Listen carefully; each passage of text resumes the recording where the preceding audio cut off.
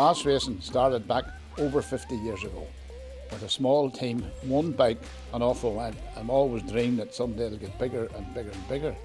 And we thought about the Isle of Man, but nobody even knew where it was, never win it. But I says we're going to go there someday and win the TT, and people laughed at me. But when the time was right, we did go and win the TT.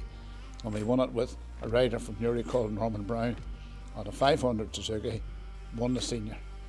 And that's the team was then starting to develop, so sponsors started to come around us then, and it just got bigger and bigger, and that's where it is today.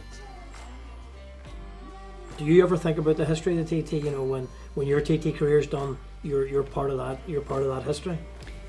I don't think too much about my own history, but what always comes to my mind as soon as I think about TAS Racing is Dave Jeffries was riding in 2001 for you. Yeah.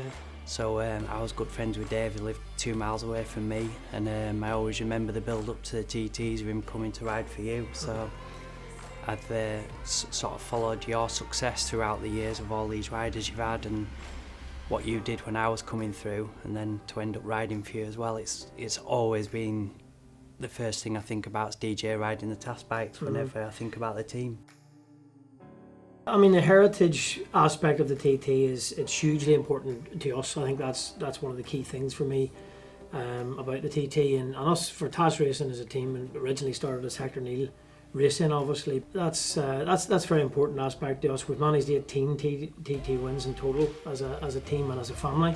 Again, we're very, very proud when we look around us here and see some of the machines that are still existing. It's something we look back on with great pride. You know, the amount of different riders that we've had on different types of machinery that we've managed to win these TT races. Ian's obviously a big part of that.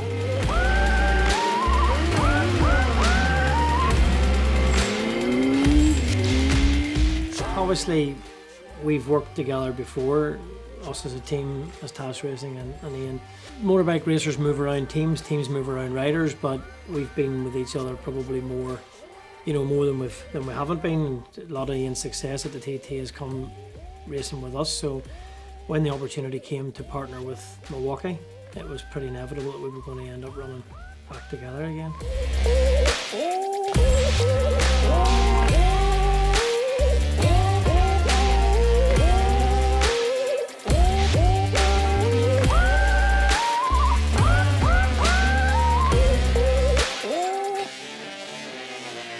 The biggest, most obvious thing for this TT especially is that we've been away for 3 years, and for me I want to be on a bike that's proven and with a team that's proven and a team that I've worked with in the past, and we know each other going straight into the event. If you can take as many unknowns out of going to the TT, having missed 3 years, then I think that's going to be a big part of it.